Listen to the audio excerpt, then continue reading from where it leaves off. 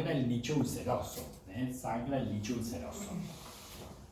Entonces los pacientes pueden tener o hematemesis, o sea, un vómito con sangre, o pueden tener melena.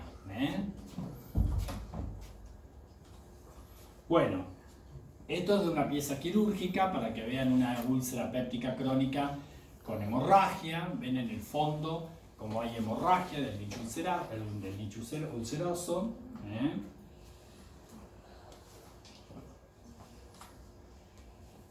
Y esto es una úlcera perforada, ¿sí? Una úlcera perforada. Generalmente esto es gravísimo y bueno, hay que intervenir quirúrgicamente al paciente rápidamente. Ahí no queda otra que la intervención quirúrgica, porque bueno, las perforaciones de las úlceras, imagínense ustedes, que afectan justamente el peritoneo. Entonces se producen peritonitis químicas que son muy graves y el paciente a veces se complica con una sepsis, ¿no es cierto? Y se muere, ¿sí? Además del dolor, que es tenebrante, ¿no es cierto? Es un dolor intensísimo la perforación de una úlcera péptica, ¿sí? Bueno, y esto se los puse para que comparen. Esto es un adenocarcinoma ulcerado, ¿ven? Como tiene un fondo sañoso, sucio, es más irregular, ¿sí? Los pliegues son patológicos, infiltran el rodete. Ven cómo se meten los pliegues en el rodete, infiltrando. Bueno, y saber que la malignización de la úlcera péptica crónica no se la considera. O sea, antiguamente decíamos que dentro de las complicaciones existía la posibilidad también de la malignización de la úlcera. Hoy, ¿no es cierto?, se sabe que una úlcera maligna es un adenocarcinoma de novo. Desde el principio fue siempre un adenocarcinoma. No fue una úlcera péptica que se transformó en neoplasia maligna ulcerada. ¿Se entiende? Entonces, no consideremos a la malignidad como una complicación de la úlcera. Las complicaciones de la úlcera péptica son la hemorragia, la perforación y, bueno, la obstrucción, porque si asienta sobre la zona del píloro, la úlcera péptica es antropilórica, por la fibrosis a veces se generan estenosis del píloro y eso hace que, obviamente, si yo obstruyo el píloro, se dilata el estómago, ¿no es cierto? Se dilata el estómago y eso se llama estómago en palangana. Y si esto ocurre, si esa estenosis ocurre en el cardias o en la unión esofagogástrica, ¿no es cierto?, en úlceras que están a nivel del tercio distal del esófago, bueno, obviamente puede aparecer una dilatación del esófago y eso se llama ataraxia. Bueno, y esto es para que vean cómo queda una úlcera cicatrizada, ¿no es cierto? Acá está el nicho cicatrizado, el nicho seguro, ¿sí? Una úlcera cicatrizada, que dijimos que sin tratamiento puede tardar años en cicatrizar sola. Nadie se banca estar 15 años con un agujero en el estómago. O sea, uno necesita hacer tratamiento antes seguro. Con tratamiento, en poco tiempo tiende a cicatrizar. ¿Qué condiciona para que tenga hemorragia la úlcera? Bueno, eso es que evolucione, ¿no es cierto? Las úlceras es una solución de continuidad, entonces por ahí como dijimos, ¿no es cierto?, se va formando tejido de granulación, ese tejido contiene vasitos, los vasitos se pueden romper, y bueno, por ahí sangra. Bueno, y como para terminar con este tema, ¿no es cierto?, desde el punto de vista fisiopatológico, ¿cómo llegamos a la úlcera? Bueno, llegamos a través de un desequilibrio entre los factores que agreden a la mucosa gástrica y los factores que defienden a la mucosa gástrica, ¿no es cierto? Entonces, si yo tengo que predominan los factores agresivos, o sea, todos aquellos factores que aumenten la secreción de pepsinógeno y fundamentalmente de ácido clorhídrico. Todo factor que aumente el ácido clorhídrico en el estómago o el accionar de los pepsinógenos, ¿no es cierto?, que entraría dentro de los factores agresivos, hacen, ¿no es cierto?, el aumento de los factores agresivos hace que la úlcera se localice ¿dónde? En el duodeno. Si ustedes acuérdense, si aumenta el ácido en el estómago se banca el ácido, porque la mucosa que tiene está preparada para eso. Sin embargo, el esófago no, el duodeno no. Al pasar mayor ácido clorhídrico hacia el duodeno, se lesiona la mucosa duodenal. Entonces, si aumentan los factores agresivos, la úlcera es duodenal y de hecho es la localización más frecuente. ¿Y por qué se cura eso? Y muchas cosas. Por ejemplo, la toma excesiva de café aumenta el ácido clorhídrico en el estómago. Eso es un factor predisponente para úlcera péptica duodenal. ¿No es cierto? Las infecciones por citomegalovirus en el estómago aumentan la producción de ácido clorhídrico. Eso es un factor predisponente también. Bueno, el Helicobacter pylori aumenta la secreción de gastrina. Entonces se libera, ¿no es cierto?, mayor cantidad de ácido clorhídrico. Por lo tanto, la infección por Helicobacter pylori es un factor también que predispone a la úlcera duodenal. Bueno, acá pusieron los antiinflamatorios no esteroideos, bueno, y actividad ácido péptica en línea general. El vaciamiento rápido gástrico.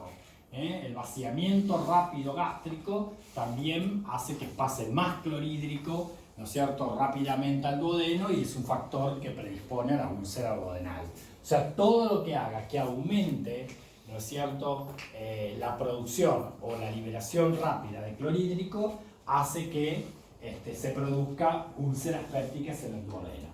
Y si disminuyen los factores defensivos de la mucosa, ¿cuáles son esos factores? Bueno, ustedes saben que la mucosa tiene moco, entonces por los agujeros o las foveolas sale el chorro de ácido clorhídrico, pero no toma contacto después con la mucosa porque hay moco sobre la mucosa.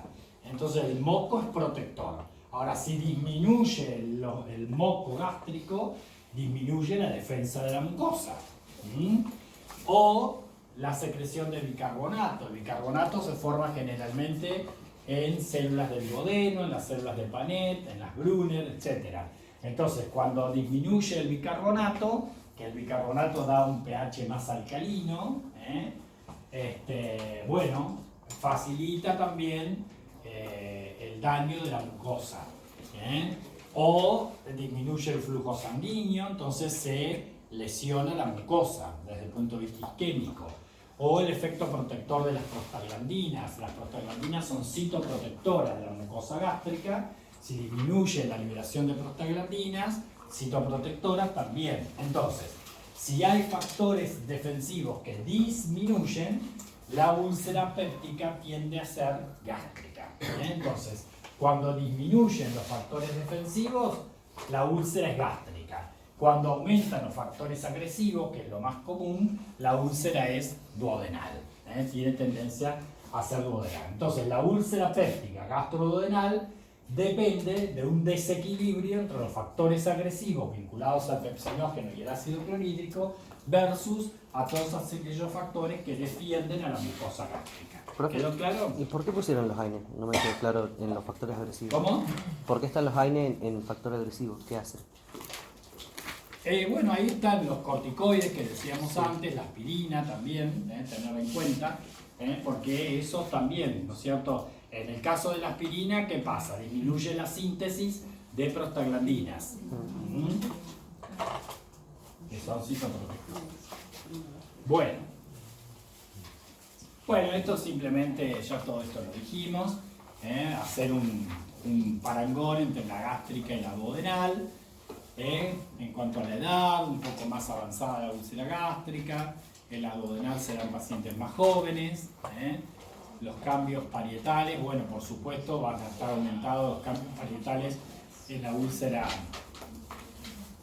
duodenal, la BAO y la PAO, o sea, la secreción de clorhídrico, como está en la úlcera gástrica y en la úlcera, no, ¿qué dice? Sí, secreción ácida basal y secreción ácida máxima, como está en cada una de las úlceras.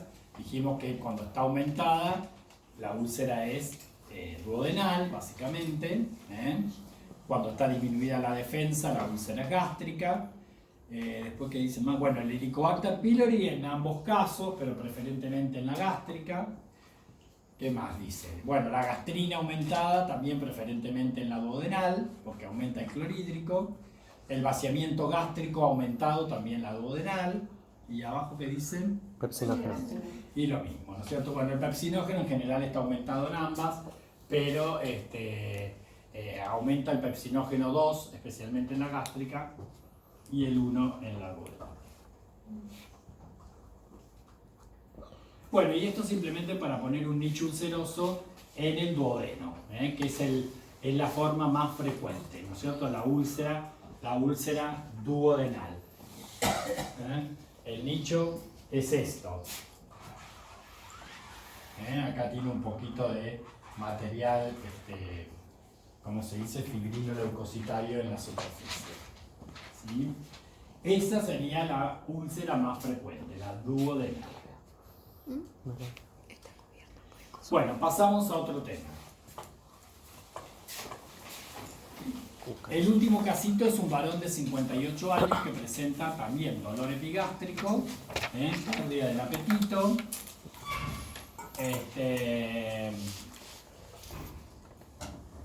¿y qué dice? Y algunos episodios de vómitos. Bueno, como verán, toda la patología digestiva en general, alta, tiene la misma clínica de presentación. Generalmente se expresa a través de dolor, de mayor intensidad, de menor intensidad, casi siempre es epigástrico el dolor, sin una irradiación demasiado determinada, cuando es gástrico me refiero,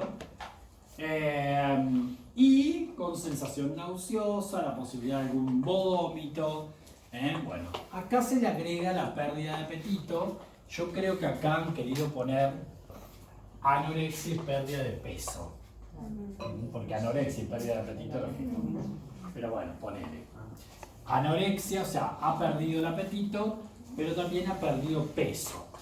Que se le agrega esa sensación de dolor y de algún vómito, que generalmente son vómitos alimenticios. ¿No? Muy bien, entonces acá uno empieza a tratar de descartar, teniendo en cuenta la edad, el sexo, un varón de casi 60 años, con pérdida del apetito, con pérdida de peso, con sensación de náuseas y vómitos y con un dolor epigástrico. Bueno, como siempre, no sé bien qué podrá ser, pero acá me obliga también a hacer una endoscopía y ver qué pasa en el tubo digestivo alto. En el tubo digestivo alto. Bueno, se acompaña, dice, por el laboratorio, que uno siempre pide un laboratorio de rutina, y se detecta una anemia hipocrómica microcítica. Hipocrómica microcítica, o sea, probablemente esté sangrando, por ahí en forma microscópica, pero el sangrado hace que el paciente se anemice y haga una anemia de tipo ferropénico, básicamente, ¿cierto? Muy bien, entonces estoy pensando, ¿se acuerdan que yo alguna vez les dije cuando uno se enfrenta a una anemia y bueno, tiene del laboratorio un recuento de rojos disminuido, una hemoglobina disminuida, probablemente un hematocrito disminuido, ¿no es cierto? Y el frotis, bueno, uno trata de pensar en en qué tipo de anemia estamos, o sea, qué tipo de anemia es, ¿no es cierto? Entonces uno empieza a estudiar. Nosotros sabemos lejos que la anemia ferropénica es la más frecuente, lejos. Entonces, si es una anemia ferropénica, uno tiende a pensar en qué. Y bueno, la primera causa de anemia ferropénica es la hemorragia, ¿sí? O sea, está sangrando por algún lado. ¿Y se acuerdan que una vez yo les dije, cuando uno piensa en descartar hemorragias, que por ahí son microscópicas, pero que están emisando a mi paciente, entonces uno tiende a pensar, ¿no es cierto? Esto es un varón, entonces acá mucho para pensar no tenemos, ¿eh? Nos abocamos, o es una pérdida por vía urinaria, o es una pérdida generalmente por el tubo digestivo, ¿eh? Bueno, entonces podemos hacer una endoscopía alta buscando el sangrado, podemos hacer una endoscopía baja buscando sangrado, ¿eh? Podemos hacer una citoscopía buscando sangrado, en el hombre. Si fuera una mujer, habíamos dicho que empezábamos básicamente con la endoscopía baja por el cáncer de colon, que es mucho más frecuente en la mujer, o es ginecológica, la hemorragia es ginecológica, entonces tenemos que pensar por ahí en el endometrio, o de vía urinaria, ¿no es cierto? Esas serían las tres causas más frecuentes de sangrado que pueden anemizar a mi paciente. Bueno, entonces yo tengo un paciente con esta clínica, ¿no es cierto? Entonces dice qué estudio le indicaría. Y hacemos la endoscopía como dijimos. Y nos encontramos con esto. Nos encontramos con esto desde el punto de vista endoscópico. Como bien dice la referencia, lo que vemos endoscópicamente hablando es un gran engrosamiento de los pliegues gástricos. Un gran engrosamiento de los pliegues gástricos. Uno siempre van a ver que el endoscopista siempre describe, ¿no es cierto?, el fondo, el ángulo, y pone cómo están los surcos, cómo están los pliegues, cómo está el lago mucoso, etc. ¿Sí? Eso es todo un léxico de los endoscopistas que ya van a aprender en la práctica. Entonces, acá básicamente yo veo que los pliegues gástricos están sumamente engrosados. Entonces me tengo que hacer diagnósticos diferenciales. ¿Qué podría tener mi paciente con este aspecto endoscópico de sus pliegues? Un proceso neoplásico. Podría tener una neoplasia. Si yo pienso en una neoplasia del estómago, pensaría en un adenocarcinoma de tipo expansivo intestinal o en un carcinoma difuso infiltrante. Expansivo. Bernales, ¿qué te parece? Pensando en una neoplasia gástrica, con este aspecto de la mucosa, con este aspecto de los pliegues, ¿pensaría en un carcinoma difuso o pensaría en un carcinoma de tipo intestinal? Adenocarcinoma, ¿no? ¿Están todos de acuerdo? Generalmente los adenocarcinomas intestinales hacen o masas ulceradas, o masas polipoideas, o masas fungosas, expansivas. O sea, yo voy a ver un tumor, un coliflor, ¿no es cierto? Una úlcera, una lesión sobrelevada, o de aspecto polipoide. Esa es la expresión macroscópica de un carcinoma expansivo, un adenocarcinoma de tipo intestinal. Generalmente es el carcinoma difuso, que es de tipo infiltrativo, el que va engrosando la pared del estómago y no hace sobreelevaciones de esa mucosa en ninguna de estas expresiones, ¿no es cierto? Entonces, si yo pienso en la posibilidad de un carcinoma, pienso en el carcinoma difuso, básicamente. ¿Qué otra cosa tendríamos que pensar? Que engrosa los pliegues gástricos. Engrosamiento de los pliegues gástricos. ¿Qué otra cosa puede proliferar en la mucosa o submucosa que engrose los pliegues? Porque los pliegues están constituidos por mucosa y submucosa. ¿Inflamación crónica? No, que habría trozo. La inflamación crónica no te puede dar estos pliegues así, ¿no?, tan groseros. Me parece que sí, que la atrofia severa. Bueno, podría ser un linfoma gástrico. El linfoma es una proliferación linfoide que engrosa los pliegues gástricos. Ojo con los linfomas del estómago, que, como dijimos, existe la posibilidad del desarrollo de linfomas, especialmente postgastritis crónica Helicobacter. En especial son linfomas de la zona marginal, los llamados maltomas, que en línea general son de bajo grado. Hay otros linfomas que pueden aparecer. Recordemos que los linfomas de la zona marginal, si evolucionan para mejor o para peor. Para peor. Los linfomas siempre evolucionan para peor, se lo dije el otro día. ¿Sí?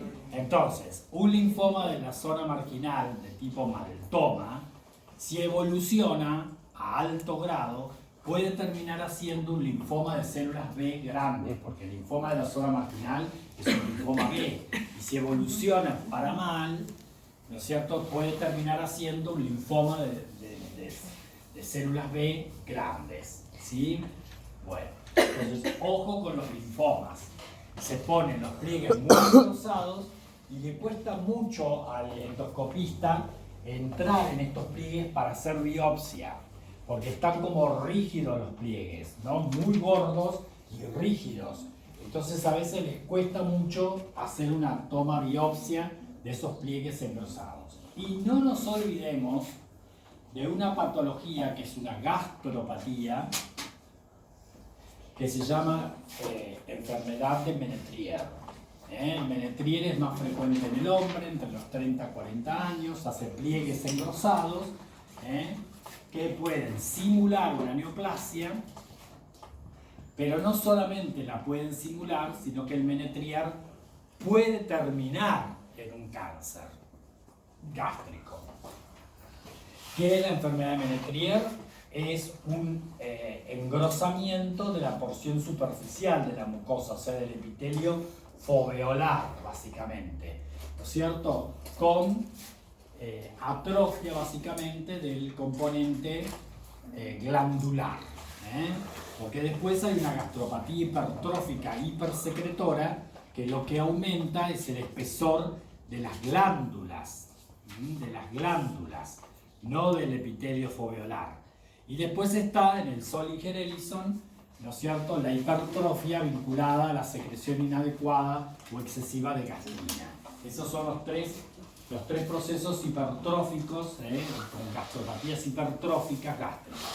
Pero en el caso que engrosa los pliegues tan así, es el Menetrier, ¿no es cierto? Serían lo último que pensamos, pero lo tendríamos que pensar. Entonces, o esto es un carcinoma difuso, o esto es un linfoma, o esto es un Menetrier. ¿Sí? Bueno, en una pieza macroscópica, ¿no es cierto?, vemos claramente, ven cómo están los pliegues engrosados, porque acá hay toda una proliferación desde el punto histológico que los está engrosando y que se está interdigitando en las capas musculares.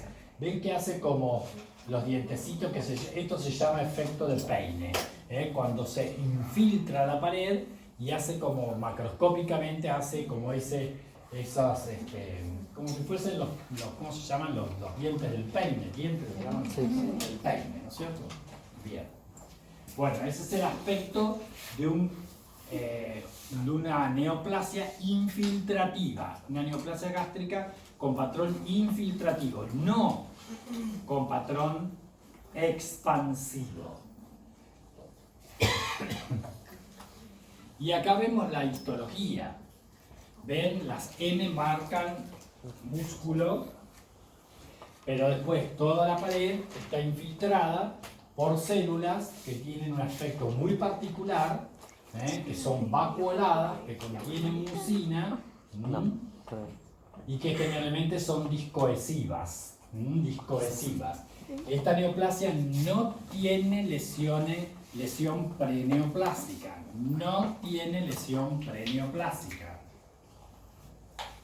Sin embargo, nosotros sabemos que las formas expansivas de adenocarcinomas de tipo intestinal sí tienen lesiones preneoplásicas. ¿cierto? Carcinomas in situ, e incluso metaplasia intestinal, dijimos, de tipo 2B o 3. Y displasia, por supuesto. Bueno, ahí vemos otro ejemplo, la infiltración con células atípicas, vacuoladas, con núcleos que están desplazados hacia la periferia. Esto sería una citología, y ahí yo se las puse para que vean bien las características citológicas de las células. En este colgajo ven las células con este núcleo que simula un anillo, ¿ven? Un anillo de sello, ¿sí? Por lo tanto se llaman así, células en anillo de sello. El carcinoma gástrico difuso generalmente está constituido por células en anillo de sello, células discohesivas que contienen moco. Bueno, ahí tienen las características del mismo. Generalmente hace una reacción desmoplásica muy importante, con células discohesivas, que obviamente no se forman glándulas, con vacuolas con mucina. Carcinoma gástrico difuso. Este se da a edades un poco más tempranas que el cáncer gástrico de tipo intestinal. Así como el tipo intestinal está entre los 55 y 60, más o menos la edad promedio, el cáncer gástrico difuso es un poquito más joven en los pacientes 45, 48, un poco más jóvenes son los pacientes con cáncer gástrico difuso. No tiene lesión previa. ¿Cómo se dice? Lesión preneoplásica. Bueno, uno tiene que presentar, tiene que hacer generalmente diagnósticos diferenciales. Nosotros a veces cuando se hacen las biopsias, que tenemos mucosa solamente en la biopsia, a veces vemos células espumosas en la lámina propia y hay que hacer el diagnóstico diferencial entre el carcinoma difuso con células en anillo de sello versus macrófagos santomizados, ¿no es cierto? Entonces el diagnóstico entre santoma y carcinoma difuso con células en anillo de sello no es que es difícil, pero a veces, ¿no es cierto?, puede costar. Y amerita siempre hacerle una técnica de PAS, que es lo que vemos acá.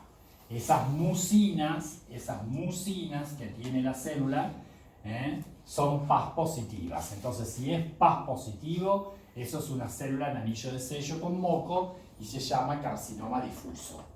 Porque si fuera un macrófago santomizado que tiene lípidos, los lípidos no son PAS positivos.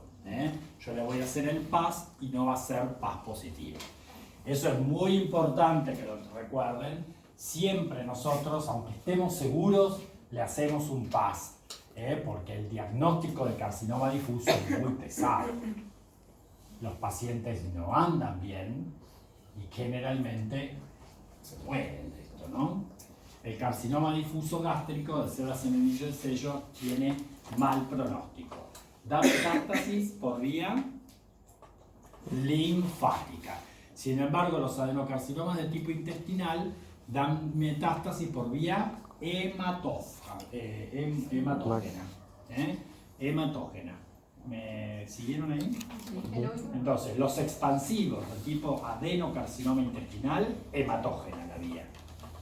Viajan por sangre, se diseminan por sangre. Los carcinomas difusos infiltrativos se diseminan por linfa, preferentemente.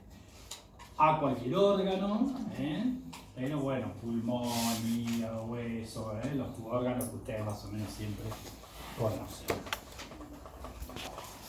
Bueno, algunos rasgos desde el punto de vista inmunohistoquímico. Nosotros en general no llegamos a esta instancia.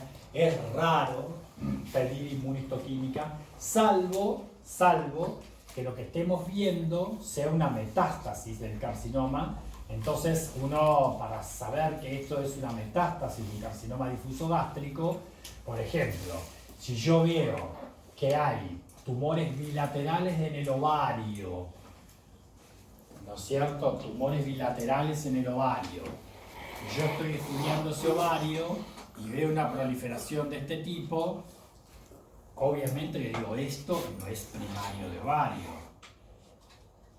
Bueno, entonces tengo que pensar en un secundarismo. Y ahí puedo hacer técnicas de inmunistoquímica para averiguar el origen de esa metástasis en el ovario. Estos tumores pueden hacer metástasis en el ovario en forma bilateral, y se llaman tumores de Krukenberg cuando hacen la metástasis bilateral. Y bueno, entonces ahí necesitamos de la inmuno. Excepcionalmente la necesitamos en el estudio de la pieza o en el estudio de la biopsia. Pero sepan que son en el 70% de los casos citoqueratina 7 positivos y solo el 20% tiene citoqueratina 20. Lo interesante de estos carcinomas es que hacen una coexpresión de queratinas con bimentina. Sepan ustedes que la bimentina es un filamento intermedio que tiene que ver con neoplasias mesenquimáticas.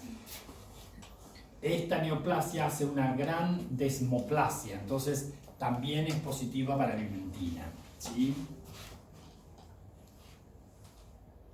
Bueno, ahí les decíamos, metastatiza los ganglios del cuello. Bueno, esto es como el centinela, el ganglio centinela del cáncer difuso gástrico. Aparece esto que se llama signo de Trousseau, que es el ganglio centinela en la fosa supraclavicular izquierda o ganglio de Virchow. Cuando nosotros tenemos un Virchow o una adenomegalia en la fosa supraclavicular izquierda, primero descartar metástasis de cáncer gástrico. Es lo primero que tenemos que descartar, metástasis de cáncer gástrico. Puede ser del duodeno, de la vía biliar o del páncreas, pero en primer lugar está el estómago. El Virchow casi siempre lo asociamos con el cáncer gástrico, ¿sí? Ganglio centinela. Porque podemos tener adenomegalias de la fosa supraclavicular derecha y ahí ya tenemos que pensar en otras cosas. En el hombre casi siempre es pulmón, en la mujer muchas veces es mama, o puede ser pulmón también en la mujer, ¿sí? Pero entonces el Virchow es una adenomegalia por metástasis, generalmente de un cáncer gástrico, en la supraclavicular izquierda. O pueden aparecer estos nódulos, ¿no es cierto?, que se llaman los nódulos de Joseph o María José, que son los nódulos subcutáneos acá sobre el ombligo, en la zona del ombligo. Ese signo se describió así como nódulo de María José, porque fue una monja la que padeció esto y en la que se describió, ¿no? Que era Sor María José. Bueno, puede haber metástasis en el fondo del sacro de Douglas, eso es el signo de Blumer también, o puede haber ganglios en la axila, eso se llama ganglio irlandés, cuando tienen una metástasis en ganglios de la axila. Pero estos son los dos signos más importantes, el Virchow, que es el signo de Trousseau o ganglio de Virchow, y el nódulo de la Mary-Joseph. Bueno, y sepan ustedes que las formas familiares del cáncer gástrico difuso, ¿no es cierto?, siempre tienen mutación del CDH1, ¿sí? Acá, en el cromosoma 16, CDH1, ¿sí? Que es un gen supresor, ¿no? El CDH1 es un gen supresor. Muy bien. Ojo con esto. Recordemos que este CDH1 es el que codifica la ecaderina, por eso la discoesividad del tumor, ¿no? La ecaderina que se encarga justamente de la adhesión de las células. Ecaderina con betacatenina, ¿se acuerdan que estaba funcionando? Bueno, entonces, cuando se muta el gen CDH1, que es el que codifica la caderina, se produce discoesividad celular. Y esto lo expresa generalmente el cáncer gástrico difuso. Las mujeres que tienen mutado el CDH1 tienen altísimo riesgo también de hacer carcinomas lobulillares de la mama, que también tienen mutación del CDH1. Y justamente el lobulillar de la mama, o casualidad, también se expresa con células discoesivas en fila india, ¿no? Células sueltas, infiltrantes. Muy bien. Respiramos un ratito y pasamos a